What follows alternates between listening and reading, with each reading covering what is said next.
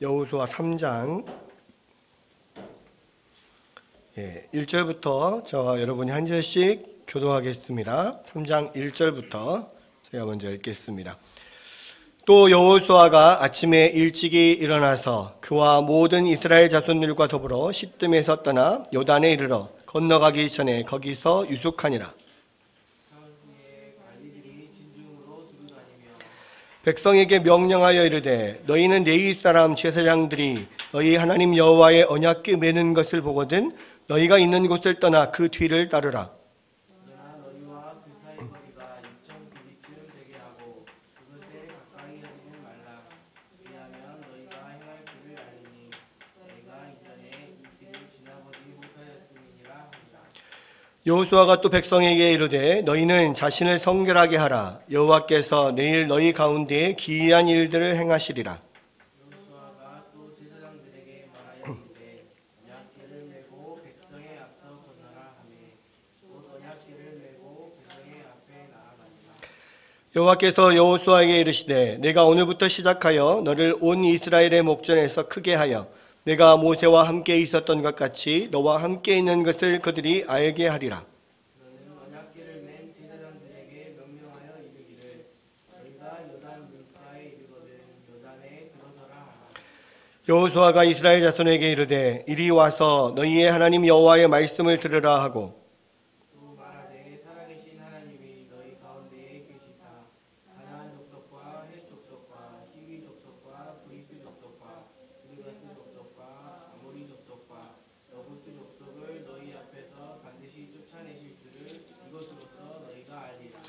보라 온 땅에 주의 언약궤가 너희 앞에서 요단을 건너가나니 이제 이스라엘 지파 중에서 각 지파에 한 사람씩 12명을 택하라. 온 땅에 주 여호와의 궤를 맨 제사장들의 발바닥이 요단물을 밟고 멈추면 요단물 곧 위에서부터 흘러내리던 물이 끊어지고 한 곳에 쌓여 서리라. 백성이 요단을 건너오려고 자기들의 장막을 떠날 때에 제사장들은 언약궤를 메고 백성 앞에서 나아가니라. 요단이 곡식 거두는 시기에는 항상 언덕에 넘치더라. 궤를 맨 자들이 요단에 이르며 궤를 맨 제사장들의 발이 물가에 잠기자 곧 위에서부터 흘러내리던 물이 그쳐서 사르단에 가까운 매우 멀리 있는 아담 성읍 변두리에 일어나 한 곳에 쌓이고 아라바의 바다 여매로 향하여 흘러가는 물은 온전히 끊어지매 백성이 여리고 앞으로 바로 건널세. 다 같이 여호와의 언약궤를 맨 제사장들은 요단 가운데 마른 땅에 굳게 섰고 그 모든 백성이 요단을 건너기를 마칠 때까지 모든 이스라엘은 그 마른 땅을 건너갔더라. 아멘. 아멘. 오늘은 이 여호수아 3장 1절에서 17절 말씀을 가지고 요단강의 기적이라는 제목으로 말씀을 나누겠습니다. 성경을 보면은요, 하나님께서 우리를 이끄시는 패턴이 있는 것을 알게 됩니다. 하나님은 먼저 우리에게 약속을 주시고요. 그리고 그 다음에 그 약속에 대한 확증이나 표징을 주시고 그리고 그 약속을 이루시는 방법을 주십니다. 그러니까 이 여호수아 1장, 2장, 3장을 보면 바로 이 패턴대로 구성되어 있는 것을 우리가 볼 수가 있는데요. 그러니까 여호수아 1장에서는 가나안 정복에 대한 비전과 약속을 주시죠. 이 모세가 죽었으니 이제 여호수아 너는 이스라엘 백성들을 데리고 요단을 건너라. 그러면 내가 너와 함께 하겠다. 그렇게 약속을 주십니다. 그리고 2장에서는 이제 염탐꾼이 가나안 땅을 염탐하러 들어갔을 때 그곳에서 만난 가나안 여인 라합을 통해서 어떤 확증을 주시죠. 그러니까 지금 가나안에 있는 모든 백성들이 이스라엘 군대가 지금 코앞에 와 있다는 사실을 듣고 다 간담이 녹아서 다 떨고 있다. 이 이야기를 전달해 주죠. 그러면서 정말로 하나님이 가나안 땅 우리의 가운데 붙이셨구나 라고 하는 확증을 얻게 합니다. 그리고 이제 오늘 보는 3장에 가면은 이 가나안 정복이라고 하는 사명을 이룰 수 있는 가장 핵심적인 전략을 보여주시는데요. 지금 2장에서 이 기생 라합을 통하여서 그러한 가나안 땅을 정복할 수 있겠구나라고 하는 확증을 받았던 그 이스라엘 백성들은 오늘 3장 1절에 보니까 뭐라고 되어 있습니까? 여호수아가 아침에 일찍이 일어나서 그와 모든 이스라엘 백성과 더불어서 시딤에서 떠나 요단에 이르러 건너가기 전에 거기서 유숙하니라. 그리고 사흘 후에 사흘 후에 관리들이 진중으로 두루 다니며 이렇게 나와요. 그러니까 무슨 이야기냐면 지금 이미 그 여호수아 2장에서 이 라합을 통하여서 이 가나안 정복에 대한 확신을 얻고 시딤에서 이제 요단을 건너려고 출발을 했는데 문제는 그 사기 충천한 가운데서 이제 요단을 건너자 하고 바로 건너는 게 아니라 그 요단 앞에 멈춰서 3일을 기다렸단 말이죠. 사실 그럼 이해가 안 되잖아요. 이 원래 이 전쟁이나 전투는 다 기세 싸움이거든요. 기세가 팍 올랐을 때 가서 공격을 해야만 승리할 수 있는데 사기 충천해가지고 가나안 백성들이 다 우리를 무서워하고 벌벌 떨고 있구나 그 확신을 가지고 돌격 앞으로 하고 갔는데 가서 요단강 딱 앞에서 야 멈춰라 하고 3일 동안 꼼짝 않고 있었던 거예요. 왜 그랬을까? 왜 이랬을까요? 왜 요단강 앞에까지 갔는데 거기서 3일 동안을 그냥 멈춰 있었을까요? 요단을 건널 수가 없었기 때문에 그래요. 왜냐하면 이 3장 15절에 보니까 뭐라고 되어 있냐면 요단이 곡식 거두는 시기에는 항상 언덕에 넘치더라 이렇게 되어 있습니다. 그러니까 지금 이 시기가 곡식 거두는 시기라 그랬는데 이때가 이제 우리나라 지금 그러니까 양력으로 한 3, 4월경입니다. 3, 4월경.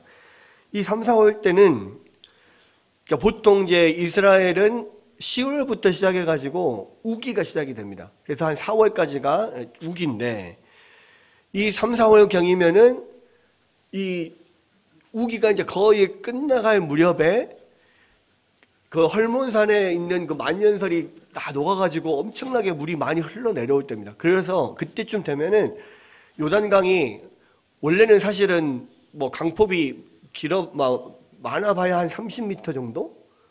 뭔가 30m면 사실은 이 끝에서 저 끝 얼마 안 되는 그 거리예요. 그 정도밖에 안 돼요, 보통 때는. 근데 이 시기가 되면 헐몬산에 있는 만년설이 막 녹아가지고 막 물이 쏟아져 내려가니까 강폭이 거의 뭐 1.6km 이상 그렇게 막 물이 많이 불어날 때라고 합니다.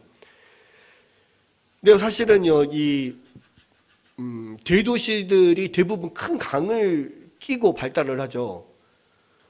그래서 이제 강폭이 1km가 넘는 그런 큰 강이 있는 도시들이 사실 전 세계적으로 많지가 않아요.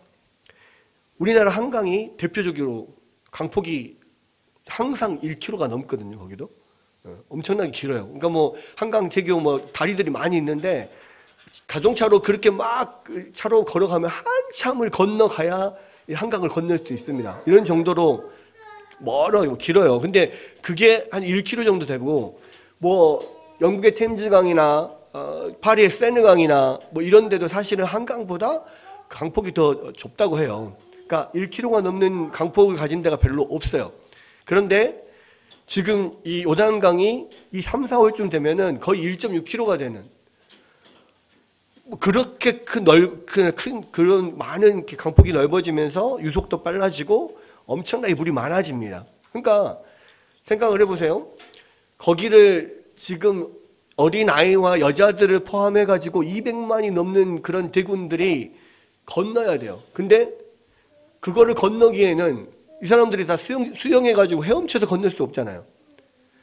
그러면 뗏목을 만들든지 뭐 배를 만들든지 뭐 해야 되는데 그렇게 할 만한 재료도 없고 여력도 없습니다. 그런 상황에서 멈춰서서 하나님께서는 어떻게 하란 말이 없으신 거예요. 지금 전쟁은 기세 싸움이라고 그랬잖아요. 막 기세가 올라가서 이제 돌격 앞으로 하고 가서 이제 전투를 벌려야 되는데 아무것도 할 일이 없어서 3일 동안을 그 앞에 그냥 계속 멍하게 있어야 되는 거예요. 그럼 어떻게 됩니까? 그 막 끌어올랐던 사기가 점점 떨어지고 이제는 전투를 할 수 없는 그런 그냥 아주 이 잔잔한 마음 상태가 돼버리는 거예요. 여러분, 하나님께서는 막상 가서 요단을 건너서 전투를 하라고 해놓고 왜 3일 동안 아무런 말이 없으셨을까요? 그러니까 아무런 말씀이 없으시니까 지금 머물러 있는 거잖아요. 근데 참 희한한 것은 만약에 모세가 이끌던 광야에서 이끌던 이스라엘 백성들 같았으면 그 3일 동안 난리가 났을 거예요. 왜 여기까지 데리고 와가지고 우리를 멍하니 이곳에 그냥 있게 만드냐? 도대체 여호수아는 뭐 하냐? 하나님은 왜 우리를 여기까지 인도하셔가지고 아무것도 안 하게 그냥 놔두고 있느냐? 뭐 여러 가지 말이 많았겠죠. 그런데 성경에는 그런 이야기가 없어요. 그냥 3일 동안 그 앞에서 죽치고 앉아 있었어요. 3일을 그냥 거기서 그대로 유했습니다. 여러분, 그런데 이 3일이라고 하는 이 시간은요, 이스라엘 백성들에게 꼭 필요한 시간이었어요. 그 시간이 뭐냐면 하나님을 기다리는 시간이었어요. 하나님을 기다리는 시간. 여러분, 우리는요, 세상을 살아가면서 하나님을 기다려야 할 때가 있습니다. 내가 할 일 다 끝났지만 새로운 일이 나타나지 않을 때, 내가 할 수 있는 일이 아무것도 없을 때, 여러분, 이 세상에서는 무조건 막 바쁘게 살아가는 것을 좋아하지 멀뚱멀뚱 요단강 3일씩이나 쳐다보고 있는 것을 정말 이거는 할 일 없는 사람들이나 하는 일이라고 생각을 할 거예요. 여러분, 그런데 하나님의 사람들에게는요, 이게 아무것도 할 일이 없는 시간이 아니에요. 하나님을 기다리고 기대하는 시간이에요. 여러분, 병원에서 수술을 하고 병실에 누워있을 때나, 시험에 떨어져서 아무것도 할 수 없는 시간이나, 직장을 그만두고 새 직장을 기다리는 시간이나, 우리 인생으로 보면 그게 공백기지만 사실은 하나님을 기다리는 시간이라고요. 우리에게 있어서 어쩌면 이 하나님을 기다리는 시간은요, 굉장히 답답하고 힘든 시간입니다. 아니, 뭐라도 좀 할 수 있었으면 좋겠는데 아무것도 할 게 없어요. 할 수가 없어요. 근데 가만히 있어야 돼요. 그런 시간들이 우리 인생에 한 번씩 찾아온단 말이에요. 2023년이 저에게는 그런 시간이었습니다. 그렇죠? 중학교에서 2022년까지 사역을 정말 연말까지 바쁘게 마치고 2022년부터는 그냥 하나님의 때를 기다리는 시간이었어요. 그 시간이 그렇게 오래 가지 않을 거라고 생각했습니다. 한 3월, 4월이면 결정이 날 거라고 생각했어요. 근데 3월이 돼도 길이 안 생겨요. 6월까지 이제 있겠다라고 했는데 6월이 돼도 길이 안 생겨요.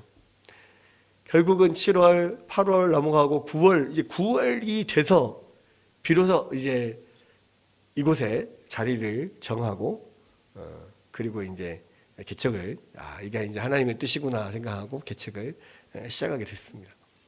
근데 그 시간이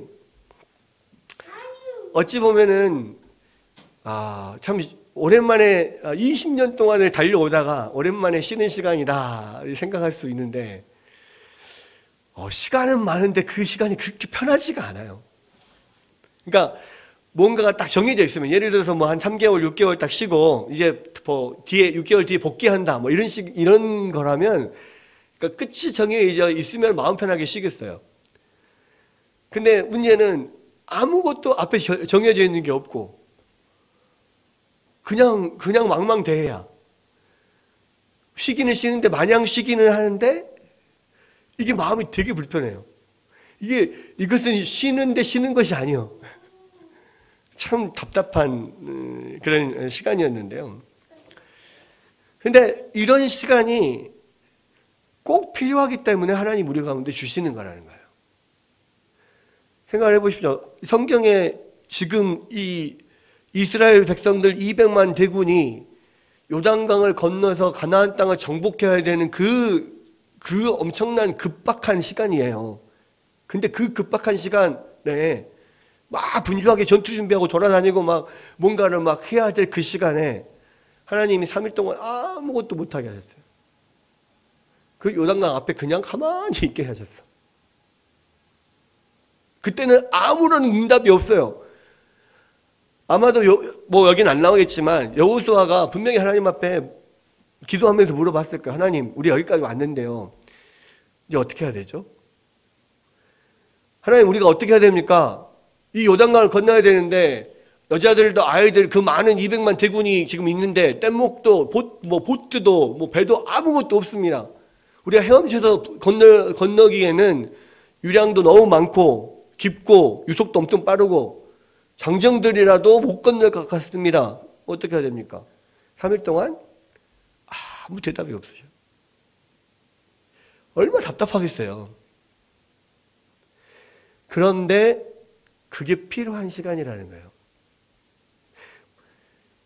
우리가 조금 생각을 해보면 만약에 하나님께서 이스라엘 백성들 숫고세기 시딤에서부터 거기까지 막 달려가서 바로 요단강을 막 가르고 건너가게 하셨더라면, 그리고 바로 여리고로 진격해서 돌격 앞으로 해서 공격을 하러 갔었더라면 그들이 승리했다 할지라도 그게 하나님이 하셨다라고 그들이 생각했을까요?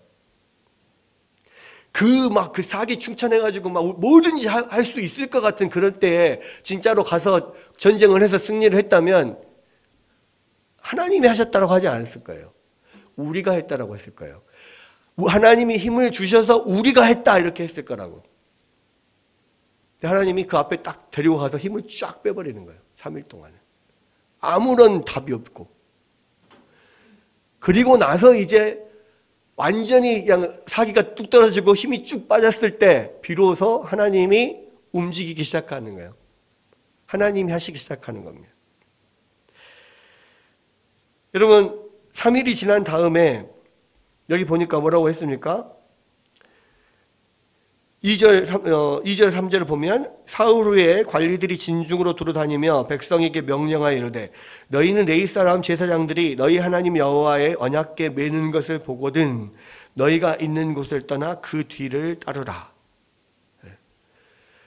이제 하나님이 그냥 완전히 모든 힘이 이제 다 빠져가지고 그냥 완전 쭉 늘어진 소금에 절여진 배추처럼 돼 있을 그때에 하나님이 김장을 하시기 시작하는 거예요. 그러니까 그러잖아요. 김장이라고 하는 것은 소금 쳐가지고요 배추가 푹 절여져야 그때부터 김장이 시작되는 겁니다. 숨이 안 죽으면은 김장이 안 돼요. 김치가 안 된단 말이에요. 마찬가지요. 하나님이 이 완전히 3일 동안 쭉 숨을 죽여놓고 그 다음부터 하나님이 일하시는데 어떻게 김장을 시작하시냐? 제사장들이 여호와의 언약궤를 매는 것을 보거든 너희가 있는 곳을 떠나서 그 뒤를 따르라. 그러니까 하나님은요, 이스라엘 백성들이 가나안 정복을 어떻게 하기를 원하시냐면 하나님이 막 힘줘서 할 수 있다, 돌격 앞으로 해서 막 가서 쳐서 승리하기를 원하시는 게 아니라요. 그들을 힘 쫙 빼놓고 여호와의 언약궤가 움직이면 그 뒤를 따라가라 이렇게 이야기하시는 거예요.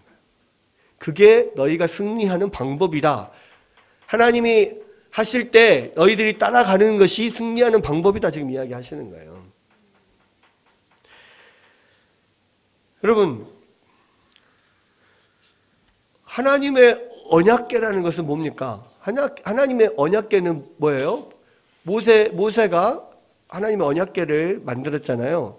하나님 언약궤는 원래 이 사막에 있는 아카시아 나무 종류, 그거를 이제 조각목이라고 하는데, 그런 아카시아 나무 종류의 나무를 가지고, 그러니까 이 나무는 가구를 만드는 그런 백향목이나 좋은 나무들이 아니에요.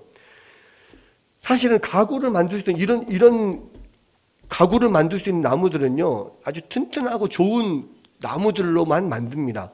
향나무나 참나무나 이런 나무들, 이 가구 만들기 좋은 단단한 나무들이 있어요. 그런데 이 조각목, 아카시아 나무, 법궤를 만든, 언약궤를 만든 이 나무는요, 아무데나 광야에 나가면 그냥 있는 그냥 잡목이에요, 잡목. 별로 튼튼하지 않은 그런 잡목들이. 그걸 가지고 언약궤를 만들어요. 언약궤가 어떤 정도 생겼냐면, 사실 언약궤 대단하게 엄청나게 으리으리하게 큰 이런 게 아닙니다. 이 성경에 보면 언약궤가 어떻게 되어 있냐면 이 가로가 두 규빗입니다. 두 규빗. 그리고 세로하고 높이가 한 규빗 반이에요. 그러니까 해봐야 사실은 언약궤가 요 정도밖에 안 되는 거예요. 요 정도. 그러니까 언약궤가 뭐 되게 큰 것 같죠? 요 정도 됩니다. 요 정도.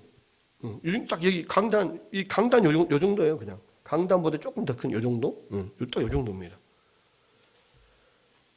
보잘것없는 아카시아 나무로 만들었어요. 그런데 그 아카시아 나무를 정금으로 금으로 입혔습니다. 그러니까 여기서부터 이제 이 언약궤가 이게 좋아지기 시작하죠. 금으로 입혔어요. 그러니까 그리고 나서 이 언약궤가 정말로 하나님의 거룩한 언약궤가 된 것은 뭡니까? 거기 안에 뭐가 들어가요? 십계명, 모세가 받은 십계명 돌판. 그러죠? 말씀이 들어가고요. 아론의 쌍난 지팡이, 권위를 상징하는 아론의 쌍난 지팡이, 그리고 만나 항아리. 하나님께서 날마다 그들에게 먹여주셨던 만나 항아리. 이 세 가지가 들어가요. 그 세 가지가 들어가면서 이 궤가 특별한 궤가 되는 거예요. 거룩한 궤가 돼요. 거기에 완전히 이 궤가 영광스러운 궤가 되는 건 뭡니까? 그 위에 뚜껑이 덮여지는데 두 천사가 날개를 서로 이렇게 마주대고 양쪽에 서로 이렇게 마주보고 있는 형상이 이 위에 뚜껑으로 덮어져요. 그리고 이 천사가 이렇게 날개를 서로 마주보고 엎드려 있는 이것은 뭘 상징하냐면 그 가운데에 하나님이 임재하심을 상징하는 겁니다.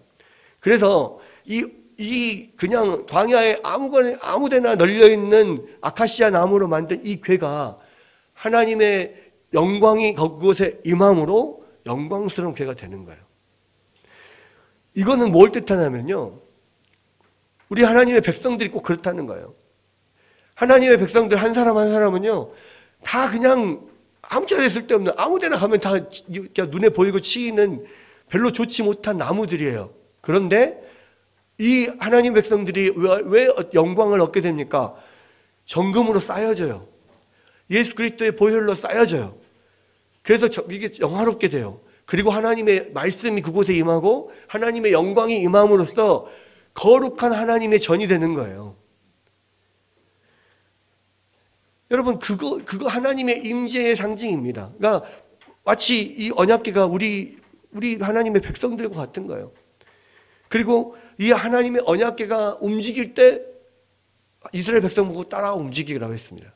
하나님의 영광이 하나님이 인도하실 때, 하나님 먼저 가실 때 따라가는 거예요. 그건 마치 광야에서 불기둥과 구름기둥으로 하나님이 인도를 하시고 이스라엘 백성들이 따라가는 거하고 똑같은 거예요. 지금은 이제 불기둥, 구름기둥이 없어졌어요. 이제는 더 이상 불기둥, 구름기둥이 안 보여요. 그런데 그 불기둥과 구름기둥 대신에 언약궤가 그 역할을 하는 겁니다. 그곳에 하나님의 말씀이 있고 그 말씀 위에 하나님의 영광이 임하일 때 그때에 이스라엘 백성들이 그 말씀 언약궤를 따라서 갈 때 하나님께 승리한다라고 하는 것을 보여주는 거예요. 그러니까 여호수아 1장에서도 그랬잖아요. 여호수아에게 뭐라고 그랬습니까? 이 율법책을 내 입에서 떠나지 말게 하고 주야로 그것을 묵상해서 그곳에 기록된 대로 다 지켜 행하라. 그리하면 너가 형통하게 될 것이다. 좌로나 우로나 치우치지 말고 이 말씀대로 나가라 하잖아요.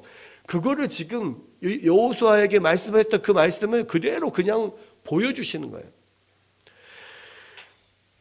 여러분 이 시대는 신약 시대는요. 눈에 보이는 하나님의 불기둥과 구름기둥이 우리를 이끄는 시대가 아니에요. 눈에 보이는 하나님의 불기둥, 구름기둥은 없어요. 그런데 뭐가 우리를 이끕니까? 언약궤가 우리를 이끌어요. 하나님의 말씀이 우리를 이끈다고요. 우리가 혈기왕성해서 막 40일 금식 기도를 하고 어떻게 산에 가서 막 이 소나무 뿌리를 뽑아가지고 그래서 하나님께서 막 주어주시는 불같이 부어주시는 성령의 능력으로 우리가 승리하고 그런 게 아니란 말이에요. 그런 눈에 보이는 불기둥, 구름기둥 아니고요. 하나님의 말씀이 우리를 인도할 때 그 말씀을 따라 한 걸음 한 걸음 나아가다 보면 우리가 이 세상에서 승리하고 하나님께 영광을 돌리는 그 날이 오게 된다는 거예요. 그래서 여기 하나님의 언약궤가 먼저 나아가게 하는 겁니다. 그리고 우리를 그 언약궤를 따르게 하는 거죠. 여러분, 그런데요, 이 언약궤를 따라갈 때 필요한 게 있습니다. 그게 뭐냐면, 언약궤를 생각해 보면, 왜 언약궤가 먼저 나가야 되는지, 가나안 땅을 정복하려고 하는데 왜 언약궤가 먼저 나가야 되는지를 생각을 해봐야 돼요. 여러분, 가나안 땅이 이 세상이라고 만약 생각을 한다면, 여러분 왜 이 세상에서 승리하는데 말씀이 필요하고 말씀이 이끈 대로 가야 될까요? 왜 그렇게 하라고 하셨을까요? 하나님의 목적 때문에 그래요. 목적 때문에. 여러분, 이 세상에 우리가 이 가나안 땅에 진격해서 나아가는 목적이 뭡니까? 이스라엘 백성들이 지금 요단을 건너서 가나안 땅으로 들어가는 목적이 뭡니까? 그곳에서 잘 먹고 잘 살라고 나가는 겁니까? 그곳에서 땅을 차지하고 곡식을 많이 얻고 그래서 그곳에서 부유하게 살려고 거기서 어떤 명예를 높이려고 내가 그곳에서 아주 큰 사람이 되려고 그렇게 지금 가나안 땅으로 나아가는 건가요? 하나님 그래서 가나안 땅으로 들어가라고 그랬습니까? 가나안을 정복하라고 그랬습니까? 아니에요. 목적은 뭡니까? 그 가나안 땅을 하나님의 땅으로 만들기 위해서예요. 그 땅에 하나님의 거룩한 나라를 세우기 위해서 지금 하나님이 그 가나안 땅을 정복하라고 했다고요. 여러분, 우리가 다시 한번 생각해야 됩니다. 우리가 이 세상에서 공부하는 이유가 뭡니까? 우리가 이 세상에서 열심히 돈을 벌고 이 세상에서 열심히 일하는 이유가 뭡니까? 이 세상에서 잘 먹고 잘 살고 내가 뭔가 높은 자리에 올라가서 뭐 그렇게 해서 뭔가 큰 영향력을 미치고 뭐 큰 명예를 얻고 그러려고 지금 우리가 하는 건가요? 아니요. 하나님이 우리 가운데 가나안 땅으로 가라 하고 말씀하신 이유는요, 그곳에 하나님 나라를 세우고 하나님께 영광 돌리기 위해서예요. 그곳에 있는 모든 우상들을 쫓아내고 모든 죄악을 쫓아내고 그곳에 하나님의 나라를 세우기 위해서예요. 여러분, 우리가 열심히 일하는 이유, 열심히 공부해야 되는 이유, 사람들은 안 믿는 사람은 그렇습니다. 자녀들에게 공부 열심히 하라고 하면서 야, 공부 열심히 해라. 공부해서 남 주냐? 네 잘 되라고 공부 열심히 하라는 거지 엄마 아빠 잘 되라고 좋아하지라고 공부 열심히 하라고 한 거냐? 보통 그렇게 이야기를 하죠. 근데요, 너 잘 되라고 공부하라는 거 아니에요. 엄마 아빠 잘 되라고 공부하라는 거 아니에요. 너희들 잘 살아라고 엄마 아빠 잘 살아라고 열심히 일하고 돈 많이 벌라 한 거 아니에요. 우리의 목표는요, 우리 크리스찬들 사명은요, 그곳에서 하나님께 영광을 돌리는 거예요. 그곳에 하나님의 나라를 만드는 거예요. 그 목적을 위해서 하나님이 우리를 이 땅에 남겨두시고 또 이 땅으로 보내셨어요. 만약에 그 목적이 아니라면요, 하나님이 우리 예수 믿는 순간 바로 천국으로 데려가셨을 거예요. 왜? 예수 믿고 천국 가면 끝나는 거니까. 그잖아요. 예수님 믿고 천국 가는 게 가장 마지막 최종 우리의 목적지잖아요. 그러면 예수 믿으면 바로 데리고 가면 되지. 안 데리고 가셔요. 이 땅에 남겨두신단 말이에요. 왜요? 그곳에서 하나님의 목적을 이루어야 되니까. 여러분, 하나님의 언약궤를 가장 먼저 앞세우고 그것을 따라가는 것은 이 가나안 정복이 영적인 목적을 가지고 있다는 것을 보여주는 거예요. 우리가 직업을 갖게 되는 것도, 우리가 공부를 하는 것도, 이 세상에 남아있는 것도 영적인 목적으로 남아있다는 것을 분명히 알아야 됩니다. 그렇기 때문에요, 우리가 이곳에서 살면서 죄에 대해서 죄라고 말해야 돼요. 이것은 죄악이다라고 하는 것은 분명히 죄라고 말을 해야 되고, 이것이 하나님의 뜻이고 이것이 의이다 그러면 그것이 하나님의 뜻이고 하나님의 의이다라고 말을 해야 돼요. 이야기를 해야 돼요. 잘못된 건 잘못됐다라고 이야기를 해야 됩니다. 왜? 그것을 위해서 하나님께서 우리를 이곳에 남겨두셨으니까. 근데 그냥 먹고 사는데 지장이 있을까 봐 말 안 해요. 죄에 대해서 지적하지 않아요.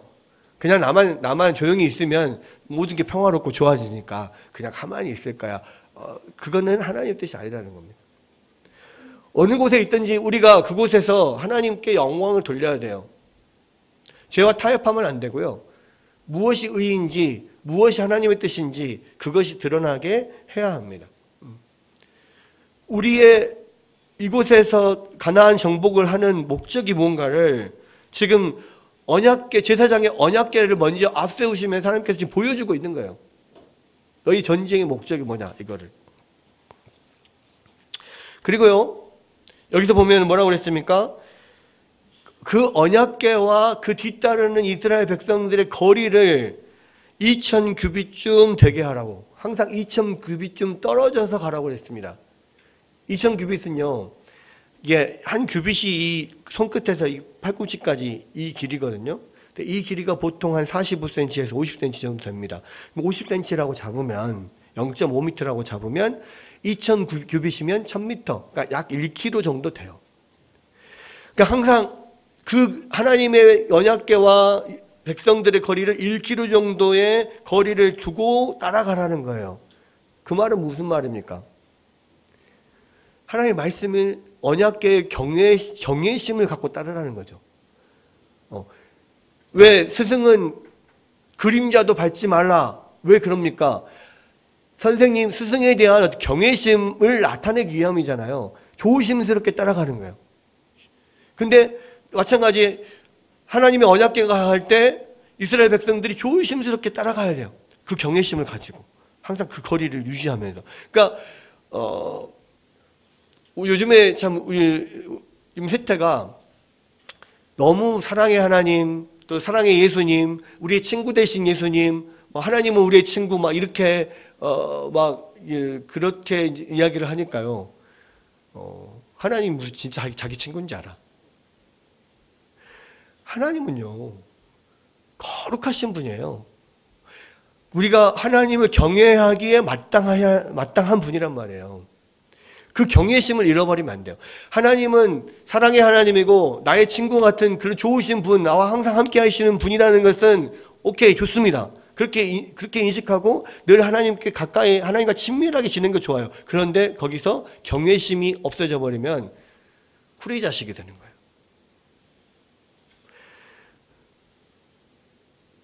자녀들도 마찬가지입니다. 우리 제 딸들, 아들, 딸들도 마찬가지인데요. 아빠하고 엄마하고 정말 친밀하게 잘 지내는 거 좋아요. 근데 그 안에는 그래도 반드시 경외심이 있어야 돼요. 친밀하지만 조심스러움. 근데 요즘에는 너무 친밀하게 지내니까요, 경외심이 없어져요. 그러면 후리자식 되는 거예요, 후리자식. 아빠, 엄마를 사랑하고 좋아하고 정말 친밀하게 지내되 존경심이 있어야 돼요. 아빠, 엄마를 정말 존경하는 마음으로 그렇게 따라야 돼요. 여기도 하나님 말씀이 먼저 가야 돼요. 하나님 말씀보다 내가 먼저 가면 안 돼요. 그건 하나님 말씀에 대한 존경심, 경외심이고요. 그리고 이거 순서가 바뀌면 안 돼요. 우리는 맨날 기도할 때 그렇게 기도합니다. 하나님, 내가 열심히 할 테니까요. 하나님, 내가 최선을 다해서 죽으라고 할 테니까요. 하나님, 제발 저를 도와주세요. 내가 먼저 나가려니까 나를 도와주려는 거야. 근데요, 축구에서도요, 공격수가요, 상대방 수비수보다 먼저 앞으로 나가면 골을 넣어도 무효예요. 아시죠? 옵사이드라고 골 넣어도 무효가 된다니까요. 하나님 말씀보다 내가 먼저 막 나가서 골 넣으면 다 무효예요. 다 빵점이야. 아무리 자기가 뭔가 성공하고 돈도 많이 벌고 유명한 사람이 되고 뭔가 막 내가 엄청난 것을 이룬 것 같지만 하나님 말씀보다 먼저 내가 나가서 골 넣으면 다 그거 다 빵점입니다. 다 무효예요. 하나님이 그걸 보여주시는 거예요. 가나안 정복을 어떻게 할 거냐. 이 싸움은 영적인 싸움이다. 이 싸움에서 하나님 말씀이 먼저 앞서야 되고 너가 뒤를 따라와야 된다. 그렇지 않으면 네가 앞서서 하는 모든 것은 다 무효다. 하나님이 경기의 규칙을 보여주는 거예요, 지금. 승리의 어떤 전략의 방법을 지금 보여주고 있는 겁니다.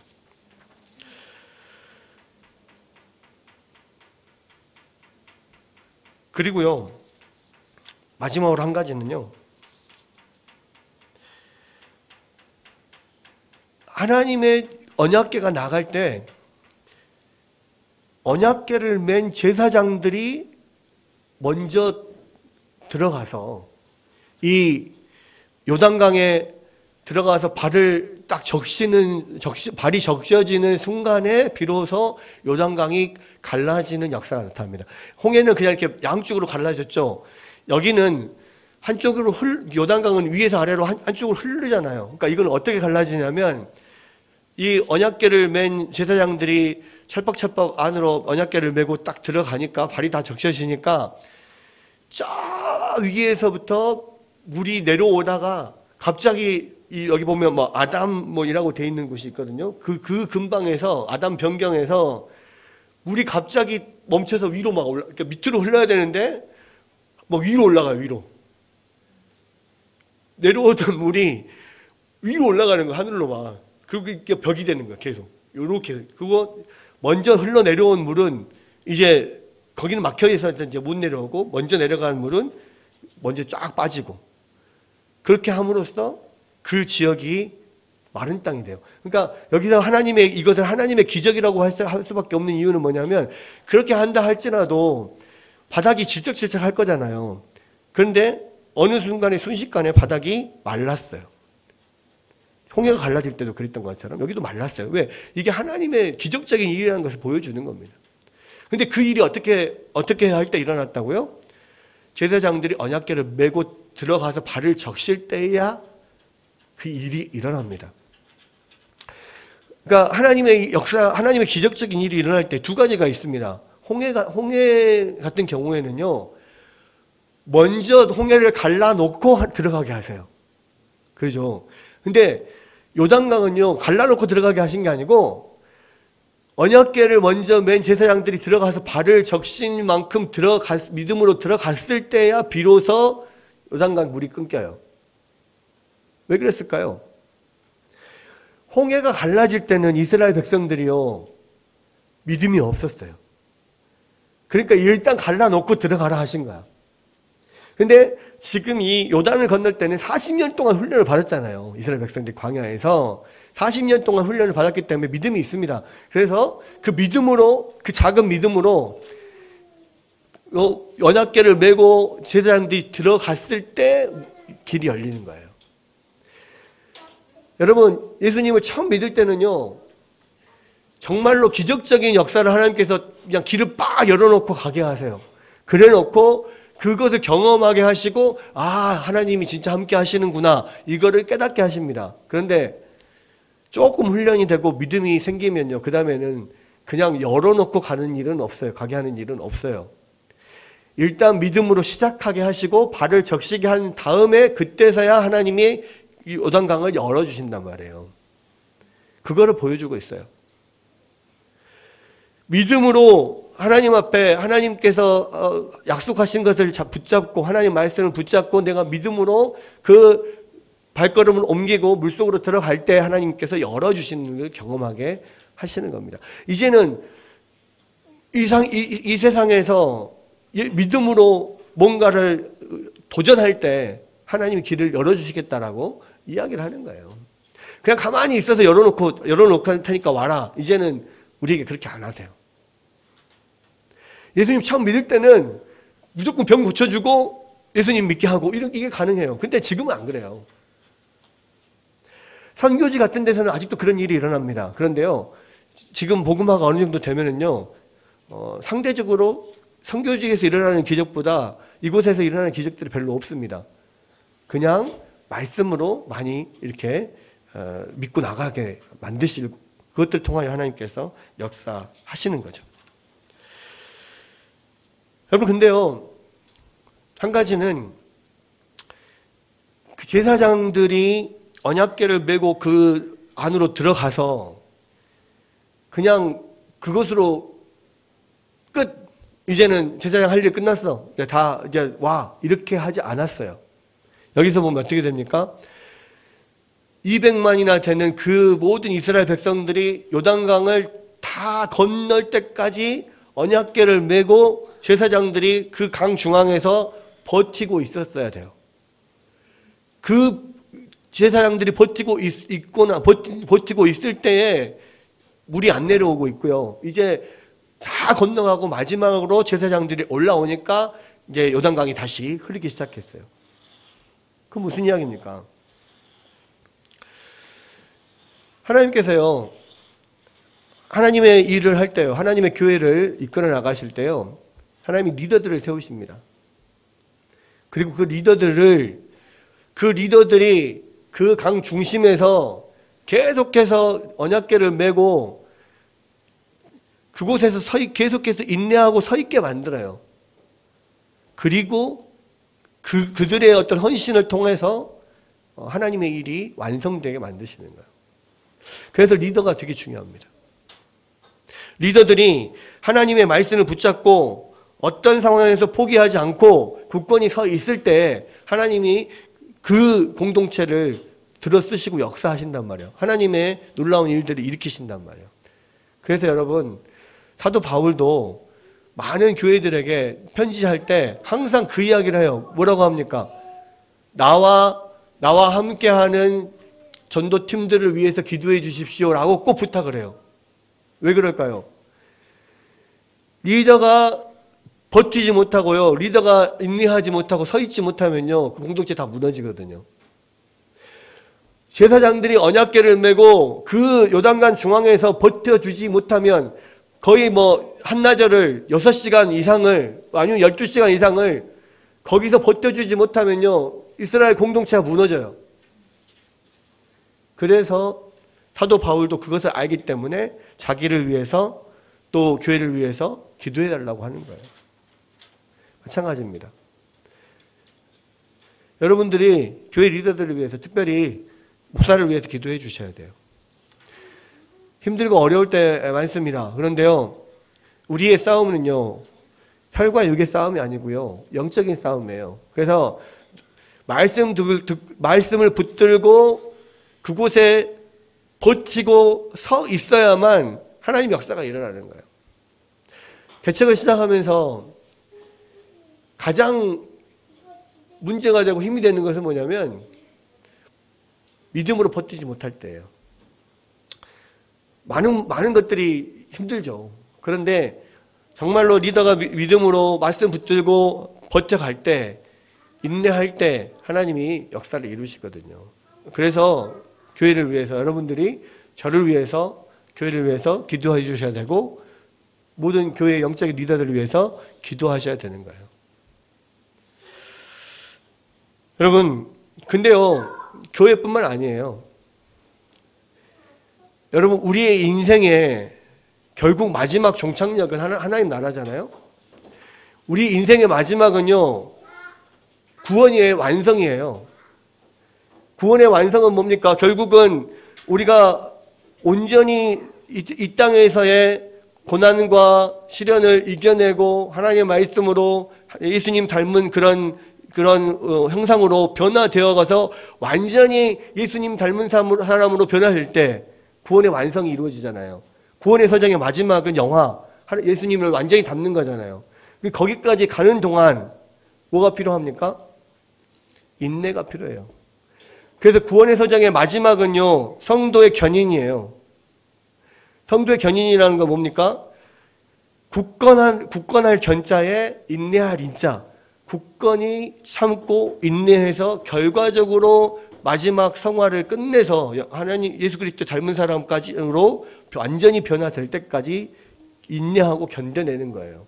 그것을 하나님께서 반드시 그렇게 하시도록 이끌어 주시는 거예요. 그런데 하나님의 이끄심과 또 반대편에서는 끝까지 견뎌냄이 필요해요. 그게 믿음이거든요. 우리의 구원의 마지막도 결국은 인내로 완성이 되는 겁니다. 아이들 기르는 것도요, 인내가 필요해요. 결국 인내로 완성됩니다. 인내심을 시험할 때가 너무 많아요. 인내심을 시험 받을 때가 너무 많고요. 그런데 결국은요, 마지막 인내로 완성이 돼요. 우리 구원도 마찬가지입니다. 하나님이 이것을 보여주는 거예요. 끝까지 견딜 때에 이 요단강의 기적이 완성이 된다는 거예요. 여러분, 오늘 요단강을 건너는 지금 이스라엘 백성들을 우리가 살펴보면서 가나안 땅을 정복하는 데 있어서 우리가 지금 기억해야 될 것이 무엇인가 여러 가지를 생각을 해봤습니다. 여러분, 가나안 정복이라는 하나님의 사명을 이루는 핵심적인 방법, 그게 뭡니까? 우리의 힘을 빼고 하나님이 기다리는 거, 하나님이 먼저 가시기를 기다리는 거, 하나님의 말씀을 앞세우고 하나님의 말씀을 따라가는 거. 이 정복 전쟁은 영적인 전쟁이라는 것을, 이 목표는 우리가 그곳에서 땅을 얻고 우리가 뭔가 그곳에서 큰 재물을 갖고 재산을 갖고 이게 목적이 아니라 그곳에 하나님 나라를 이루는 것이 목적이라는 거. 그리고 끝까지 그 목적을 우리가 완수할 때까지 우리가 믿음으로 견뎌내는 것. 이런 것들이 우리 가운데 사명을 이루는 하나님의 방법이라는 것을 하나님께서 우리 가운데 보여주시는 거예요. 다시 한번 이 말씀을 가지고 우리가 지금 어떤 목적으로 이 세상에 남겨져 있는지, 정말 우리가 하나님의 말씀 붙잡고 인내하고 승리하고 있는지, 하나님께 영광을 돌리는 그 사명에 우리가 헌신하고 있는지 다시 한번 생각해보고 또 말씀대로 순종한 우리 모두가 되시기를 주의 이름으로 축원합니다. 기도하겠습니다. 고마우신 우리 아버지 하나님 감사합니다. 주님께서 오늘도 이 말씀을 통하여서 다시 한번 우리 자신을 돌아보게 하여 주시니 감사합니다.